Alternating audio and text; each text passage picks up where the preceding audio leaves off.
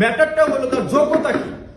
আমার পাশে বসে ঢাকা ইউনিভার্সিটি পরীক্ষা দিছিল রংপুর থেকে একটা মেয়ে, নাম হলো সাদিয়া। কি দিয়া? সাদিয়া। তো সাদিয়া একটু শ্যামলা ছিল।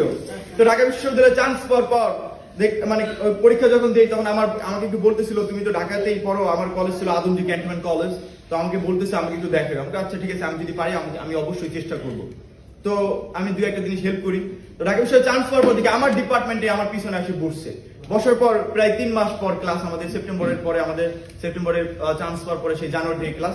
তো পিছনে তাকায় দেখি চিনা চিনা লাগতেছে, আবার চিনতেছি না। তো পরে সাদিয়া বলতেছে তুমি কি মাহমুদ শুভ না? আমি হ্যাঁ আমি শুভ। তো তুমি আমাকে চিনছো? আমি সাদিয়া। আমি হ্যাঁ তুমি তো শ্যামলা ছিলা, ফর্সা হইলা কেমন?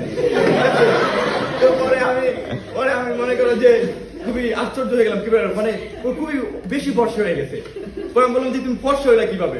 পরে বলতেছে ঢাকা বিশ্ববিদ্যালয়ে চান্স পাওয়ার পরে একটা কোচিং এ আমাকে দায়িত্ব দিছিল কিছু কাজ করার, তো সেখান থেকে কিছু টাকা পাওয়ার পরে আমি 4টা ফেয়ার অ্যান্ড লাভলি কিনছি। কয়টা? 4টা ফেয়ার অ্যান্ড লাভলি কিনছি। 4টা ফেয়ার অ্যান্ড লাভলি কেনার পরে প্রতিদিন খালি ঘষা মাজা করছি, ঠিক আছে? সকালে একবার ঘুরছি, ভার্সিটিতে আসার আগে আরেকবার ঘুরছি, এবং কোচিং এ যাওয়ার আগে আরেকবার, 3বার করে ঘষা মাজা করতে করতে আমি শ্যামলাতে হয়ে গেছি ফর্সা। কিসা? ঠিক আছে? তো এইভাবে মনে করো যে তোমরা যারা চিন্তা করতেছো আমি তো শ্যামলা, আমার কি হবে নাকি কিসি, এইগুলা যদি ভাবো তাহলে ঢাকা বিশ্ববিদ্যালয়ে চান্স পাবা, তুমি কালো থেকে ফর্সা হয়ে যাবা। কিসা? আচ্ছা ফাইন।